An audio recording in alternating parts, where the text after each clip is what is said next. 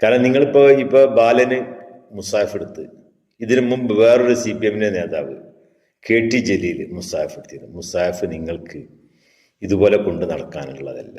മുസാഫ് തുടങ്ങണമെങ്കിൽ തന്നെ വിശ്വാസികളെ സംബന്ധിച്ചിടത്തോളം ഒരുപാട് നിബന്ധനകളുണ്ട്. എല്ലാവർക്കും അങ്ങനെ മുസാഫ് എടുക്കാനോ തൊടാനോ പാരായണം ചെയ്യാനോ പറ്റില്ല. പിന്നെ ഞാൻ ഈ ഖുർആനൊക്കെ പഠിക്കും എന്ന് പറഞ്ഞത് മലയാളം മാത്രമാണ്. ഖുർആൻ എന്ന് പറയുന്നത് അള്ളാഹുവിൻ്റെ കലാമാണ്. ആ ഒരു ഗ്രന്ഥം അത് ഒരുപാട് കാലങ്ങളിൽ ഓരോ ദിനങ്ങളും അതിൻ്റെ സാഹചര്യങ്ങൾ അനുസരിച്ച് ഇറക്കപ്പെട്ടതാണ്.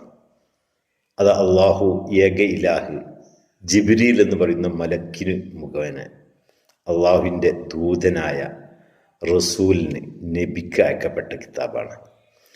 അത് നിങ്ങൾക്കൊന്നും എങ്ങനെ വായിച്ചാലും നിങ്ങൾക്കതിൽ നിന്ന് ഒന്നും കിട്ടില്ല.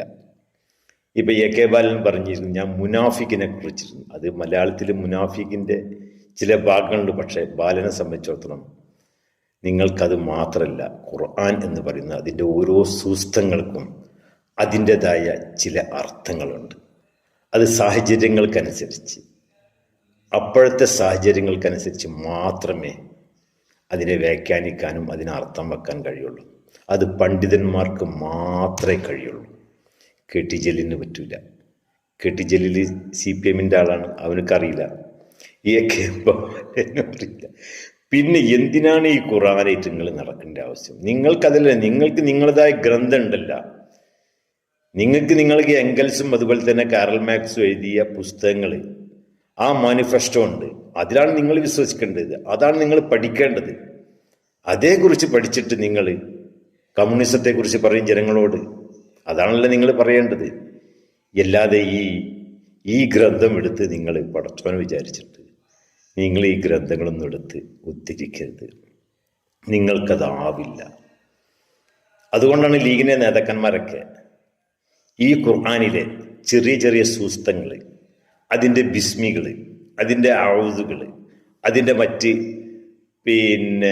ഖുർആൻ പാരായണങ്ങൾ, ചെറിയ ചെറിയ സൂറത്തുകൾ, ഇതൊക്കെ ഓതിക്കൊണ്ട് അവരൊക്കെ ഓരോ കാര്യങ്ങൾ പറയുമ്പോൾ നിങ്ങളെന്താ പറയണത്?